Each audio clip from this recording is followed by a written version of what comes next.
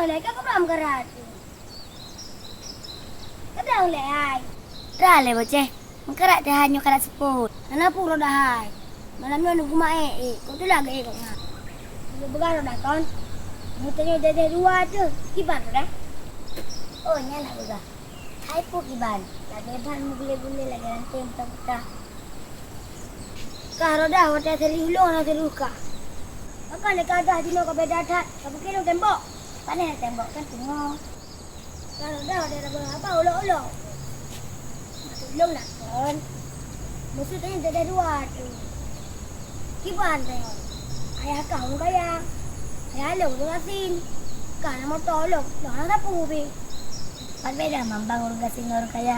Orang kasih tu sih. Orang kaya itu sih. Beda yang udah. Beda orang kaya orang kasih. Lagi beda lagi ngambu mau dah. Musuh orang kaya dah kan. WC mentang pakai asin. Musuh lu. Lang kerja tu Angke bagi pada pegat man lagi nasi tu. Lagi uronyan likut molong merom. Gelong air bintang. Angke dah hai. Angke mana nasi tu. Kadang-kadang waktu anak kerja cuma kaya tu Yang tu cuma kalau nak boleh. Nasa babang. Banda pegat man. Angke dah hai yang boleh pegang. Ni pula tengok beda dua tu. Lagi tangguh kurek. Yang belakang abang kan. Walaupun lagi abang kan yang berjadi dua tu. Angke dah hai yang boleh elok. Yang bersapat, benar kabeh dua tu. Yang boleh pegang dah kan. Kau orang kaya. Kau tak tahu lah ayah ke. Dengan motor kerja.